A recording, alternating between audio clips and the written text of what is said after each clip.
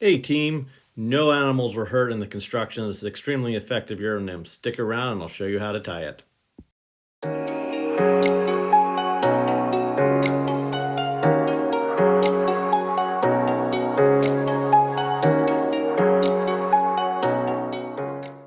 Alright, we're starting with a partridge jig hook in the vise along with a 4mm disco bead from Fanatic Fly Fishing.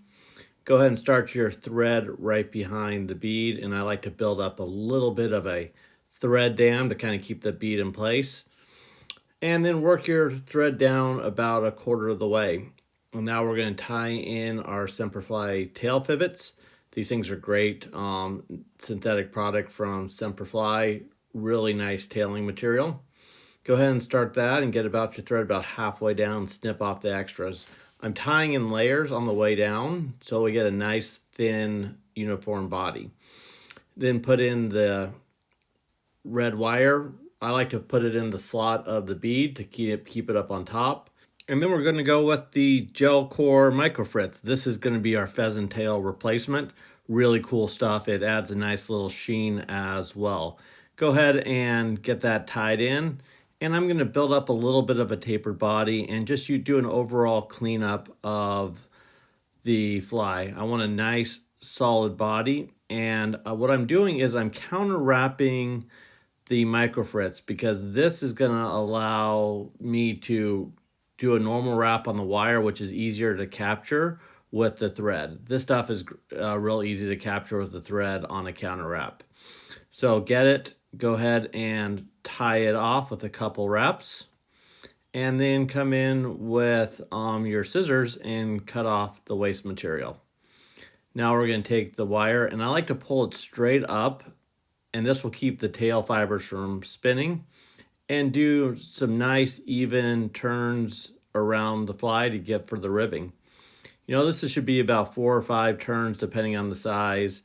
Go ahead and get that locked in really well and come in and go ahead and helicopter it off. This is the best way and it doesn't dull your scissors. And if you just wish finished at this point, it'd be a very effective fly. But we're going to go ahead and spice it up a little bit. We're going to put a little Pertagon body in for the wing case. And then on top of that, we're also going to layer in some black scudback. And this will give a real nice wing case with a little bit of a hint or flavor of some flash. Now we'll go ahead and tie in some Straggle Eggs. This is both a dubbing and a CDC replacement for the full faux fly. As you wrap it through, you'll see that it's got all the little legs that stick off. And you can build this up as thick as you want or as thin as you want, but it adds a nice bit of a hot spot in terms of that fluorescent orange color along with a ton of movement. So go ahead and trim off the waist bit, and then we're going to take our scud back and pull it over. And I pull the scud back forward while stroking the fibers back, and this gets them to lay back a little bit more and not get so much in the way when you're turning, doing your wraps. Then come over and secure the Pertagon body. Couple good wraps, watch out it's got a curl on it, and then go ahead and snip off the waist. Now at this point it's just a matter of doing a quick whip finish and your fly is done. It's a great pattern, but I like to add a little bit of UV resin over the wing case to make sure it's durable and lasts a long time. As long as you don't get caught in trees or stuck in a rock. I hope you enjoyed this and that you give it a go.